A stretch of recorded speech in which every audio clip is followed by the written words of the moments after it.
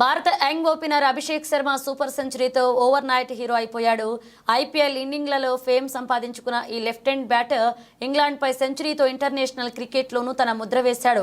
అతడి నాక్పై దిగ్గజ స్పిన్నర్ హర్భజన్ సింగ్ స్పందించాడు. ప్రతి బ్యాటర్ కెరీర్లో చెప్పుకోదగ్గ నాక్స్ కొన్ని ఉంటాయి. కెరీర్ ముగిశాక వెనక్కి తిరిగి చూసుకుంటే అవే గుర్తుకొస్తాయి. అయితే అలాంటి ఇన్నింగ్స్ అంత ఈజీగా రావు. కొన్నేళ్ల పాటు ఆడుతూ పోతేనే ఇది సాధ్యం.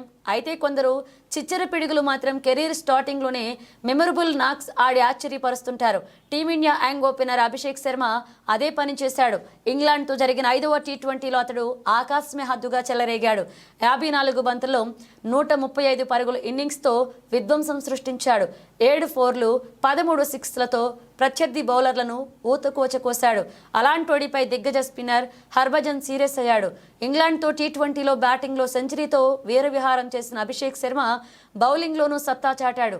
ఒక ఓవర్ వేసి 3 పరుగులిచ్చి 2 కీలక వికెట్లు పడగొట్టాడు. అప్పుడప్పుడు బౌలింగ్ చేసే ఈ లెగ్ స్పిన్నర్ బ్రేక్ త్రూలు అందిస్తూ తనలోని స్పిన్ నైపుణ్యాన్ని బయటపెడుతూ వస్తున్నాడు. అయితే ఇదే అంశంపై హర్భజన్ సీరియస్ అయ్యాడు. అభిషేక్ బ్యాటింగ్ మీద దృష్టి పెడుతున్నాడు అని, మరి బౌలింగ్ ఎవరు చేస్తారని ప్రశ్నించాడు బజ్జీ.